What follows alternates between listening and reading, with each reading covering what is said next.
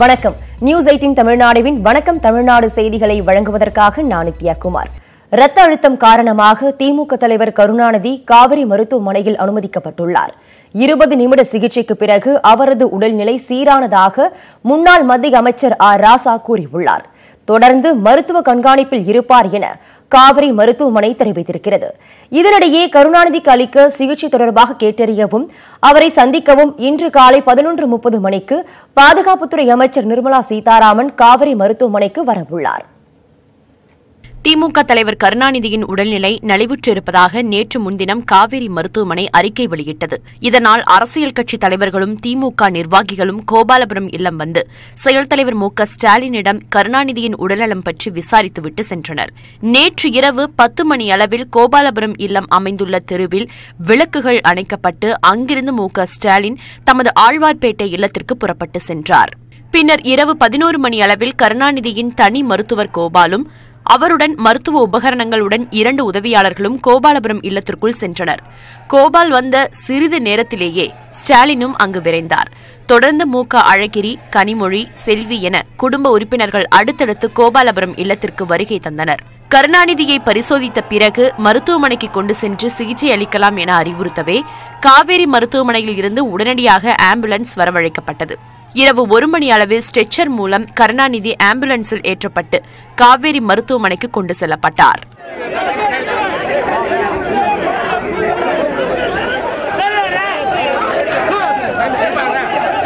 காவேரி மருத்துவமனையில் தீவிர சிகிச்சை பிரிவில் அனுமதிக்கப்பட்டு கருணாநிதிக்கு மருத்துவர்கள் சிகிச்சை அளித்து வருகின்றனர்.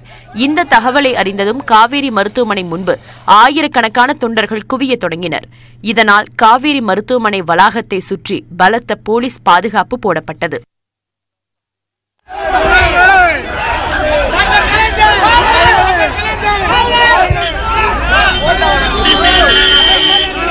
கோபாலபுரம் இல்லத்தில் இருந்த குடும்ப உறுப்பினர்களும் திமுக நிர்வாகிகள் உள்ளிட்ட பலரும் காவிரி மருத்துவமனைக்கு வரத் தொடங்கினர். சுமார் அரை மணி நேரத்திற்கு பிறகு திமுக முன்னாள் மத்திய அமைச்சர் ஆர் ராசா செய்தியாளர்களை சந்தித்தார். அப்போது ரத்த அழுத்தம் காரணமாகவே கருணாநிதி மருத்துவமனையில் அனுமதிக்கப்பட்டதாகவும் 20 நிமிட சிகிச்சைக்கு பின் ரத்த அழுத்தம் சீராகி தற்போது அவர் நலமுடன் உள்ளதாகவும் ஆர் ராசா கூறினார். தலைவர் கலைஞர் அவர்களுக்கு திடீரென்று ஏற்பட்ட ரத்த அழுத்த குறைவு காரணமாக மருத்துவமனையில் அவர் அனுமதிக்க வேண்டிய அவசியத்திற்கு ஆளானார். அந்த அடிப்படையில் மருத்துவர்களுடைய ஆலோசனையின்படி மருத்துவமனை அனுமதிக்கப்பட்டதற்கு பிறகு அவருக்கு கொடுக்கப்பட்ட மருத்துவ சிகிச்சையின் அடிப்படையில் அவருடைய ரத்த அழுத்தம் மீண்டும் நல்ல நிலைமைக்கு சாதாரண நிலைமைக்கு வந்திருக்கிறது. எனவே அவர் உடல் ஆரோக்கியத்தோடு இருக்கிறார். செயற்கை சொல் ஒன்றுமே கிடையாது. செயற்கை சொல் ஒன்றுமே கிடையாது. தொண்டர்களுக்கு சொல்றது அமைதி காக்க வேண்டும். அவர் இப்போது நலமுடன் இருக்கிறார். அவருக்கு ரத்த அழுத்த குறைவு ஏற்பட்டது உண்மை. அதை இப்போது மருத்துவர்கள் சரி செய்திருக்கிறார்கள். பயப்படுவதற்கு ஒன்றுமில்லை. தொடர்ந்து விடுதலை சிறுத்தைகள் கட்சித் தலைவர் தொல் திருமாவளவன், தமிழக காங்கிரஸ் தலைவர் திருநாவுக்கரசர் உள்ளிட்டோரும் கருணாநிதியின் உடல்நிலை பற்றி விசாரித்து நலமுடன் இருப்பதாக தெரிவித்தனர். தலைவர் கலைஞர் அவர்கள் நாடி துடிப்பு இயல்பு நிலைக்கு திரும்பிய நிலையில் அவர் ஸ்டேபிளாக இருக்கிறார், ஓய்வில் இருக்கிறார் என்பதை குடும்பத்தை சார்ந்த அனைவரும் கூறினார்கள். ஆகவே திராவிட முன்னேற்றக் கழகத்தை சார்ந்த தொண்டர்கள் கவலைப்படுவதற்கு அச்சப்படுவதற்கு எதுவும் இல்லை, தைரியமாக இருக்க வேண்டும். கலைஞர் மிகவும் ஆற்றல் வாய்ந்த வில் பவர் உள்ளவர். அவர் மீண்டு வருவார் என்று நான் பெரிதும் நம்புகிறேன். மற்றபடி அச்சப்படுவதற்கு கவலைப்படுவதற்கு எதுவும் இல்லை. நல்ல முறையில் கொடுக்குற மருந்து அவர்களுக்கு ஒத்துக்கொள்ளப்பட்டிருக்கிறது. மருந்து அவர் ஒவ்வாமல் இருந்து ஏற்றுக்கிடுச்சு. இப்போ அதனால் அவர் அந்த பிளட் ப்ரெஷர் குறைஞ்சிருந்தது, ரத்த அழுத்தம் குறைஞ்சிருந்தது, இப்போ சீராகி இருக்கிறது. நார்மலாக 120/80ங்கிறது சீரான நார்மலாக இருக்கிறவங்களுக்கு இருக்கக்கூடிய பிளட் ப்ரெஷர். அது அந்த அளவுக்கு அவருடைய உடல்நிலையில் முன்னேற்றம் வந்திருப்பதும் ரத்த அழுத்தம் சீராகி இருப்பதும் மிக அற்புதமான அதிசயமான ஒன்று. எப்போவுமே அருமையின் டாக்டர் கலைஞர் அவரே ஒரு அதிசய மனிதர், அற்புத மனிதர், அற்புத பிறவி. அதனால் அவர் மீண்டும் அவருக்கு அற்புதமாக தேறி வருகிறார். கடவுளுக்கு நன்றி. கடவுளை மேலும் பிரார்த்தனை செய்கிறேன். அவர் 100 ஆண்டுக்கு மேல் வாழ பிரார்த்தனை செய்கிறேன். தேங்க்யூ. முன்னதாக கருணாநிதியின் உடல்நலம் குறித்து காவேரி மருத்துவமனை நிர்வாகம் அறிக்கை வெளியிட்டது. அதில் இரத்த அழுத்தம் குறைந்ததால் கருணாநிதி தீவிர சிகிச்சை பிரிவில் இரவு 1:30 மணிக்கு அனுமதிக்கப்பட்டதாகவும் சிகிச்சைக்கு பிறகு இரத்த அழுத்தம் சீரானதாகவும் தெரிவிக்கப்பட்டுள்ளது. மேலும் அவரது உடல்நிலையை சிறப்பு மருத்துவக் குழு தொடர்ந்து கண்காணிக்கும் எனவும் தெரிவிக்கப்பட்டுள்ளது. கருணாநிதி அனுமதிக்கப்பட்டுள்ள காவிரி மருத்துவமனையில் முன்பு திமுக தொண்டர்களும் அந்த கட்சி நிர்வாகிகளும் குவிந்துள்ளனர். இந்நிலையில் அங்கு தற்போது நிலவரம் குறித்து விரிவான தகவலோடு தர காத்திருக்கிறார் எமது செய்தியாளர் பிரியன். அவரிடம் கேட்கலாம். பிரியன், தற்போது கருணாநிதியின் உடல்நிலை எப்படி இருக்கு? நிலைமை என்னவாக இருக்கிறது பிரியன்?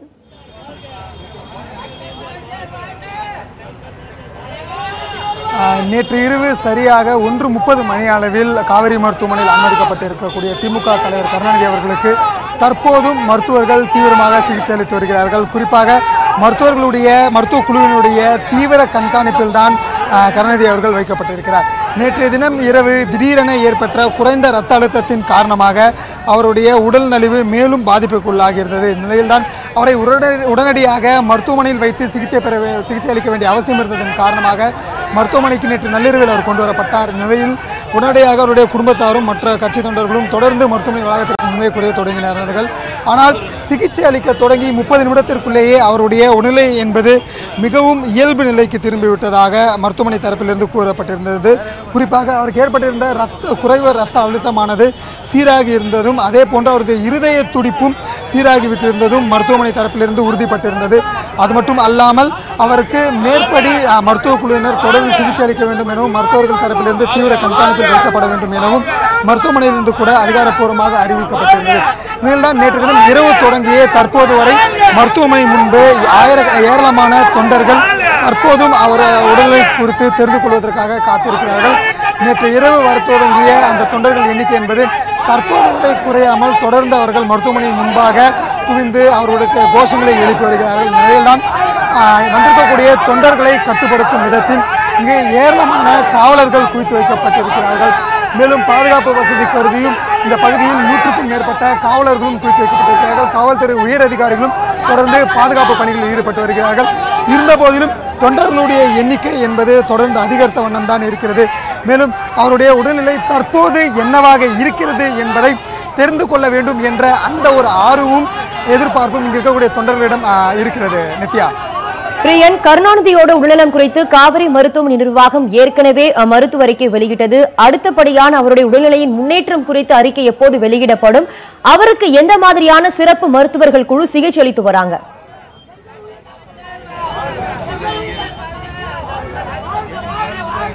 கருணாநிதி அவர்களுடைய உடல்நிலை குறித்து காவிரி மருத்துவமனை தரப்பிலிருந்து 2 அறிக்கைகள் கொடுக்கப்பட்டிருக்கிறது. குறிப்பாக வியாழக்கிழமை மாலை திடீரென அவருக்கு உடல்நல கோளாறு ஏற்பட்டதன் காரணமாக மருத்துவமனை தரப்பிலிருந்து முதல் அறிக்கையானது கொடுக்கப்பட்டிருந்தது. அவருடைய உடல்நலம் நலிவடைந்துள்ளதாக அந்த அறிக்கையில் கொடுக்கப்பட்டிருந்தது. நிலையில்தான் அவருக்கு 8 பேர் கொண்ட மருத்துவ குழுவினர் தொடர்ந்து அவரை வீட்டிலேயே வைத்து சிகிச்சை அளித்தவாறும் மருத்துவ குழுவினர் கண்காணித்தும் வந்திருந்தனர். இதில்தான் நேற்று தினம் ஏற்பட்ட குறைந்த இரத்த அழுத்தத்தின் காரணமாக அவரை மருத்துவமனையில் கொண்டு வந்து வைத்து அவருக்கு தொடர்ந்து சிகிச்சை அளித்து வருகிறார்கள்.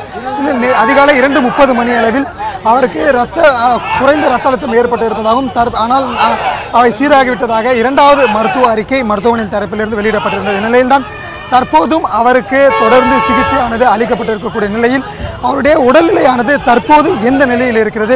குறைந்த இரத்த அழுத்தம் சீராகி இருந்தது, தற்போதும் சீரான நிலையில் இருக்கிறதா? இதய துடிப்பு சீராகி இருக்கிறதா? செயற்கை சுவாசம் அளிக்கப்பட்டிருக்கிறதா இல்லையா என்பது போன்ற பல்வேறு விஷயங்கள் குறித்த விரிவான ஒரு மருத்துவ அறிக்கையானது இன்றைய தினம் பிற்பகலில் வருவதற்கான வாய்ப்புகள் என்பது தெரிய வருகிறது. குறிப்பாக அவருடைய இரத்த அழுத்தமானது நேற்றைய தினம் இரவில் பார்க்கும்போது 120/80, அதாவது இயல்பான ஒரு மனிதருக்கு இருக்க வேண்டிய இரத்த அழுத்தம் தான் அவருக்கு இருப்பதாக மருத்துவமனை தரப்பிலிருந்து தெரிவிக்கப்பட்டிருந்தது. அதன் பிறகு இருதய துடிப்பும் மிக சீராக இயங்கி இருப்பதாகவும் கூட தெரிவிக்கப்பட்டிருந்தது.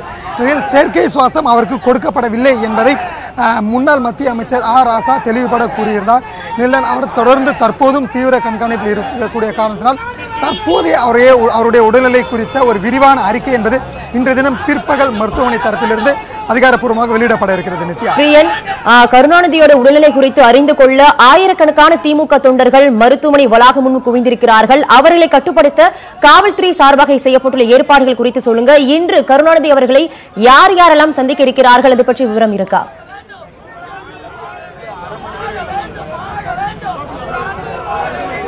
குறிப்பாக இந்த காவிரி மருத்துவமனையை பொறுத்தவரையில் அமைந்திருக்கக்கூடிய இந்த மருத்துவமனையானது சற்று ஒரு பிரதான சாலையில் தான் அமைந்து கொண்டிருக்கிறது. இருந்தபோதிலும் பிரதான சாலை என்னக்கூடிய காரணத்தினால் பகல் நேரத்தில் ஏராளமான வாகனங்கள் செல்லக்கூடிய சூழல் இருக்கிறது. எனவேதான் தொண்டர்களை ஒரு புறமாக ஒதுக்கி அவர்களை கட்டுப்படுத்தும் விதத்தில் நூற்றுக்கணக்கான காவலர்கள் இந்த பகுதியில் குவிக்கப்பட்டிருக்கிறார்கள். குறிப்பாக காவிரி மருத்துவமனை நுழைவாயில் அருகே பேரிகேட்டுகள் அமைக்கப்பட்டு அந்த பேரிகேட்டுகளை சுற்றி தொண்டர்கள் நிறுத்தி வைப்பதற்கான ஏற்பாடுகள் காவல்துறையினர் செய்து கொடுக்கப்பட்டிருக்கிறது. மேலும் மேற்கொண்டு தொண்டர்கள் எண்ணிக்கை அதிகரிக்கும் போது அவர்களை கட்டுப்படுத்தும் நோக்கத்தில் ஏராளமான காவலர்களும் உயரதிகாரிகளும் இந்த இடத்தில் குவிந்திருக்கிறார்கள். குறிப்பாக அவர் மருத்துவமனையில் அனுமதிக்கப்பட்டு அவருடைய உடல்நலம் சற்று பாதிப்படைந்துள்ளது என்ற தகவலை அடுத்து கருணாநிதி அவர்களுடைய குடும்பத்தாரை தவிர்த்து ஏராளமான தலைவர்கள் தொடர்ந்து மருத்துவமனை நோக்கி வந்தவன் தான் இருக்கிறார்கள். நேற்று தினம் இரவு கூட விடுதலை சிறுத்தைகளுடைய தலைவர் திருமாவளவன், அதே போன்று காங்கிரஸ் கமிட்டி தலைவர் திருநாவுக்கரசர் ஆகியோர் நேரடியாக மருத்துவமனைக்கு வந்து அவருடைய உடல்நலம் குறித்து கேட்டறிந்துவிட்டு சென்றிருந்தார்கள். இன்றைய தினத்தை பொறுத்தவரையில் மத்திய அமைச்சர் நிர்மலா சீதாராமன், அதே போன்று காங்கிரஸ் கட்சியுடைய மேல்மட்ட தலைவர்களாகிய முகுல் வாஸ்னிக், அதே போன்று குலாம் நபி ஆசாத் ஆகியோர்கள் இன்றைய தினம் நேரடியாக மருத்துவமனைக்கு வந்து அவரிடம் உடல்நலம் குறித்து தெரிந்து கொள்ள இருக்கிறார்கள். இதுபோன்று பல்வேறு மாநில தலைவர்களை தவிர்த்து தேசிய அளவில் இருக்கக்கூடிய அரசியல் தலைவர்களும் அரசியல் கட்சி தலைவர்களும் முக்கிய பிரமுகர்களும் இன்றைய தினம் நேரடியாக வந்து கருணாநிதி அவர்களுடைய உடல்நலை குறித்து கேட்டறியுள்ளார்கள். மற்றும் நாளைய தினம் குடியரசு துணைத் தலைவர் வெங்கையா நாயுடு அவரும் கருணாநிதி அவர்களை சந்திப்பதற்காக சென்னை வர இருக்கிறார் என்பதும் குறிப்பிடத்தக்கது. நித்யா, திமுக தலைவர் கருணாநிதியின் தற்போதைய உடல்நிலை குறித்து எமது செய்தியாளர் பிரியன் வழங்கிய விரிவான தகவலை பார்த்தோம். மேலதிக தகவலுக்கு மீண்டும் உங்களை தொடர்பு கொள்வோம். பிரியன், கடந்த 8 நாட்களாக நடைபெற்று வந்த லாரி உரிமையாளர்களின் வேலைநிறுத்தம் வாபஸ் பெறப்பட்டுள்ளது. பெட்ரோல், டீசலை ஜிஎஸ்டி வரம்பிற்குள் கொண்டுவர வேண்டும், சுங்கச்சாவடிகளை அகற்ற வேண்டும் என்பது உள்ளிட்ட பல்வேறு கோரிக்கைகளை வலியுறுத்தி கடந்த 20ஆம் தேதி முதல் லாரி உரிமையாளர்கள் வேலைநிறுத்தத்தில் ஈடுபட்டு வந்தனர். லாரிகள் ஆங்காங்கே நிறுத்தப்பட்டதால் சரக்குகள் தேக்கமடைந்தன. காய்கறி உள்ளிட்ட அத்தியாவசிய பொருட்களின் விலையும் உயர்ந்தது. இந்த நிலையில் மத்திய தரைவழி போக்குவரத்து துறை செயலாளர் மாலிக்குடன் அகில இந்திய மோட்டார் காங்கிரஸ் நிர்வாகிகள் டெல்லியில் பேச்சுவார்த்தை நடத்தினர். இதில் உடன்பாடு ஏற்பட்டதை தொடர்ந்து போராட்டம் வாபஸ் பெறப்பட்டுள்ளதாக மோட்டார் காங்கிரஸ் நிர்வாகிகள் அறிவித்துள்ளனர். Today we have fruitful meetings with the government and most of our demands has been met. Our first biggest demand is the old demand is toll tax barrier. Free movement of the trucks.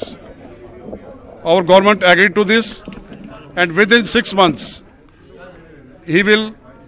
our trucks will go without barriers and it may be through toll permit or another system. So it's a very good achievement for us. And second thing about our insurance, third party insurance which was hiked every year, now the government has agreed to give, which was increased by 27-28%. Now they have agreed to 15%. தேசிய சட்ட ஆணையம் அமைக்கப்படுவதற்கு எதிர்ப்பு தெரிவித்து இந்திய மருத்துவ சங்கம் சார்பில் நாடு முழுவதும் 12 மணி நேர வேலைநிறுத்தத்தில் தனியார் மருத்துவமனை மருத்துவர்கள் ஈடுபட்டு வருகின்றனர். இது பற்றி விரிவான தகவலோடு தர காத்திருக்கிறார் எமது செய்தியாளர் சிவமணி. அவரிடம் கேட்கலாம். சிவமணி, மருத்துவர்களோட முக்கியமான கோரிக்கை என்ன? நிச்சயமாக, அதாவது தேசிய மருத்துவ ஆணையத்திற்கு எதிர்ப்பு தெரிவித்து தமிழகத்தில் இருக்கக்கூடிய 4500 மருத்துவமனைகளை இன்று புற நோயாளிகள் அவங்களுக்கு சிகிச்சை அளிக்கிறது நிறுத்தப்பட்டிருக்கு. திருநெல்வேலி மாவட்டத்தை பொறுத்த வரைக்கும் திருநெல்வேலி மாவட்டத்தில் இருக்கக்கூடிய 365 மருத்துவமனைகள்ல இன்றைக்கு காலையிலிருந்து புற நோயாளிகளுக்கு சிகிச்சை அளிக்கப்படல. நெல்லை மாநகரத்தை பொறுத்த வரைக்கும் சுமார் 70 மருத்துவமனைகள்ல இன்றைக்கு புற நோயாளிகளுக்கு சிகிச்சை நிறுத்தப்பட்டிருக்கு. அதாவது என்ன அப்படின்னா, அவங்க தேசிய அந்த மருத்துவ கவுன்சிலே போதுமானது அப்படின்னும் அந்த மருத்துவ கவுன்சில் கண்காணிப்பே சிறப்பாக இருப்பதாகவும் இந்த மருத்துவ ஆணையம் தேவையற்றது அப்படிங்கிறது அவங்களுடைய கருத்தா இருக்கு. அந்த மருத்துவ ஆணையத்திற்கு 25 உறுப்பினர்கள் இருக்கக்கூடிய நிலையில 5 உறுப்பினர்கள் மட்டுமே அந்த மருத்துவத்துறை இந்த சார்ந்தவர்கள் உறுப்பினர்களா இருப்பாங்க. மற்றவர்கள்லாம் வெளியிலிருந்து நியமனம் செய்யப்படுவாங்க. அப்படி இருக்கக்கூடிய நிலையில மத்திய அரசினுடைய முழு கட்டுப்பாட்டுல இந்த புதிதாக அமைக்கப்படக்கூடிய தேசிய மருத்துவ ஆணையம் முழுவதுமாக அந்த 20 உறுப்பினர்கள் கட்டுப்பாட்டுல போயிரும் அப்படிங்கறதுனால இவங்களுடைய நடவடிக்கைகள் எதுவுமே சிறப்பாக இருக்காது. சிறப்பாக மருத்துவம் அளிக்க முடியாத நிலை ஏற்படும். உரிய பிரதிநிதித்துவம் மருத்துவர்களுக்கு கிடைக்காது அப்படிங்கிற நிலையில இதை எதிர்ப்பு தெரிவித்து 12 மணி நேர போராட்டத்தை அறிவிச்சிருக்காங்க. அதை அறிவித்த போதிலும் தேவையான, அதாவது அவசர சிகிச்சைகளுக்கு தேவையான அவசர சிகிச்சை அதுக்கு அளிக்கிறதுக்கு தயாராக இருப்பதாகவும் தெரிவிச்சிருக்காங்க. திருநெல்வேலி மாவட்டத்தை பொறுத்த வரைக்கும் இருக்கக்கூடிய ஏற்கனவே நம்ம சொன்ன மாதிரி 365 மருத்துவமனைகள்ல முழுவதுமாக இந்த புற நோயாளிகள் பிரிவு நிறுத்தப்பட்டிருக்கு. தேசிய மருத்துவ ஆணையம் அமைக்கப்படுவதற்கு எதிர்ப்பு தெரிவித்து இந்திய மருத்துவ சங்கம் சார்பில் நாடு முழுவதும் இன்று 12 மணி நேர வேலைநிறுத்தத்தில் தனியார் மருத்துவமனை மருத்துவர்கள் ஈடுபட்டு வருகின்றனர். இது பற்றின தற்போதைய தகவலை எமது செய்தியாளர் சிவமணி வழங்க கேட்டோம். இந்த நூற்றாண்டின் மிக நீண்ட சந்திர கிரகணம் நேற்று நிகழ்ந்தது. ரத்த நிறத்தில் தெரிந்த நிலாவை உலகம் முழுவதும் உள்ள விண்வெளி ஆர்வலர்கள் கண்டுகளித்தனர். வானம் என்றுமே ஒரு அதிசயம்தான். பகலில் சூரியனும் இரவில் சந்திரனும் வருவதில் தொடங்கி கண்ணு கெட்டாத தொலைவில் உள்ள பால்வழி அண்டமும் அதனை சுற்றி வரும் கோள்களையும் குறித்து அறிந்து கொள்வதில் ஆர்வம் இல்லாதவர்கள் எவரும் இலர். வானில் நிகழும் பல அதிசயங்களை காணும் வாய்ப்பு நமக்கு கிடைக்காமல் போனாலும் நாம் அனைவரும் அறிந்த வானியல் சார்ந்த நிகழ்வுதான் கிரகணம். பூமியை மையப்படுத்தி 2 வகை கிரகணங்கள் ஏற்படுகின்றன. ஒன்று சூரிய கிரகணம், மற்றொன்று சந்திர கிரகணம். சூரியன், சந்திரன், பூமி ஆகிய மூன்றும் ஒரே நேர்கோட்டில் வரும்போது இந்த கிரகணங்கள் ஏற்படுகின்றன. சூரிய ஒளி பூமியின் மீது படுவதை சந்திரன் தடுக்கும் சமயங்களில் ஏற்படுவது சூரிய கிரகணம். இதேபோல் சூரியனின் ஒளி நிலவின் மீது படாமல் போகும் சமயங்களில் சந்திர கிரகணம் ஏற்படுகிறது. சுருக்கமாக சொல்ல வேண்டும் என்றால், பகல் நேரத்தில் சூரியன் தெரியாமல் போவது சூரிய கிரகணம். நிலவு தனது பொழிவை இழக்கும் பௌர்ணமி இரவு சந்திர கிரகணம். பொதுவாக ஓர் ஆண்டில் குறைந்தது 2 முறையாவது கிரகணங்கள் ஏற்படும். பூமியின் சுழற்சியை பொறுத்து இந்த கிரகணம் சில நாடுகளில் தெரியும், பல நாடுகளில் தெரியாமல் போகும். நள்ளிரவில் ஏற்பட்ட சந்திர கிரகணம் இந்தியா, தெற்கு அமெரிக்கா, ஆப்பிரிக்கா, மத்திய கிழக்கு ஆசிய நாடுகளில் தெளிவாக தெரிந்தது. இந்தியாவில் வெள்ளிக்கிழமை இரவு 11:54 மணிக்கு சந்திர கிரகணம் அதிகாலை சுமார் 5 மணி அளவில் முடிவடைந்தது. அதில் முழு சந்திர கிரகணம் அதிகாலை 1 மணி முதல் 2:43 மணி வரை நிகழ்ந்தது. அப்போது சூரியனிலிருந்து வந்த கதிர்கள் பூமியில் பட்டு எதிரொலித்ததால் இரத்த நிறத்தில் தெரிந்தது.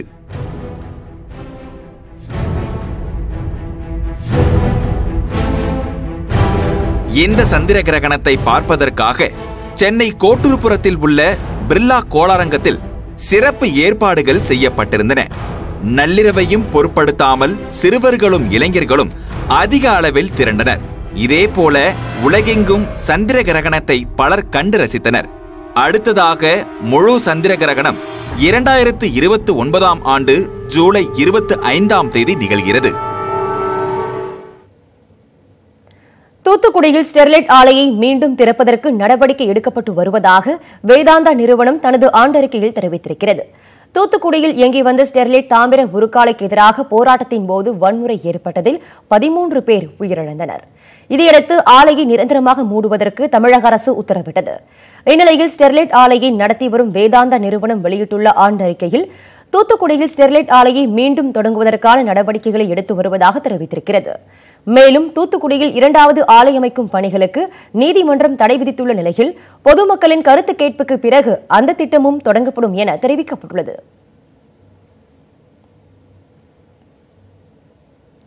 திண்டுக்கல் மாவட்டம் வத்தலகுண்டில் வீடு புகுந்து திருட முயன்ற கொள்ளையனை கையும் களவுமாக மக்கள் பிடித்து சரமாரியாக தாக்கினர்.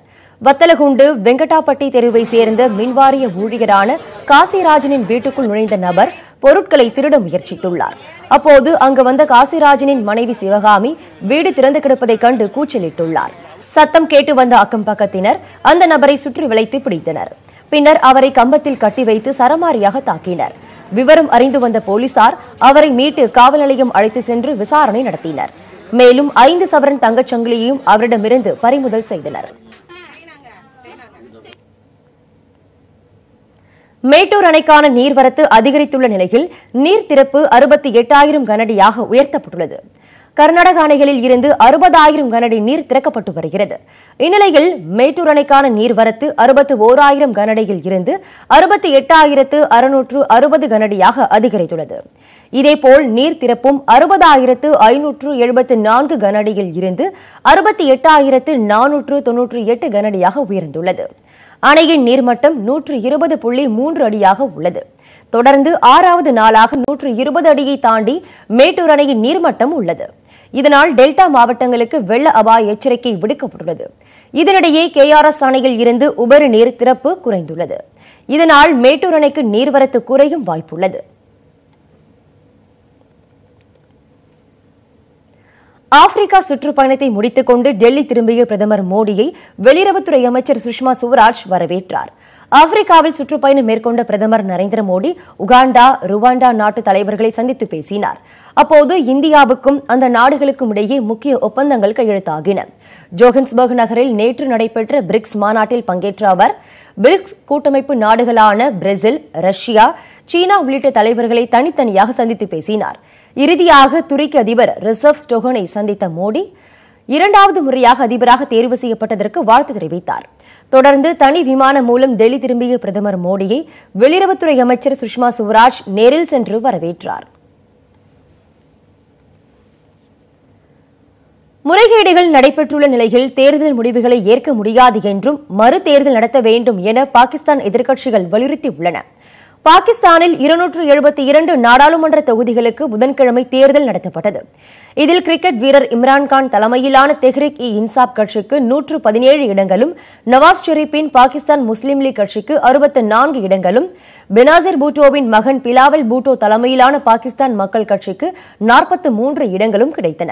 யாருக்கும் பெரும்பான்மை கிடைக்காத நிலையில் இம்ரான்கான் ஆட்சியமைப்பார் என தகவல்கள் வெளியாகியுள்ளன. இந்நிலையில் நவாஸ் ஷெரீப்பின் முஸ்லீம் லீக் கட்சியின் தலைமையில் நடைபெற்ற அனைத்து கட்சி கூட்டத்தில் தேர்தல் முடிவுகளை புறக்கணிப்பது என முடிவு செய்யப்பட்டது. மேலும் மறு தேர்தல் நடத்தவும் கோரிக்கை விடுக்கப்பட்டது. இதனிடையே அமெரிக்கா வெளியிட்டுள்ள அறிக்கையில் தேர்தலுக்கு முன்பு பரப்புரைக்கு விதிக்கப்பட்ட பல விதிமுறைகளுக்கு கண்டனம் தெரிவிக்கப்பட்டுள்ளது.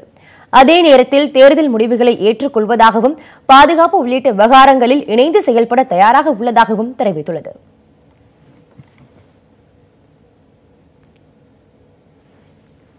இத்துடன் இந்த செய்தி தொகுப்பு நிறைவு பெறுகிறது.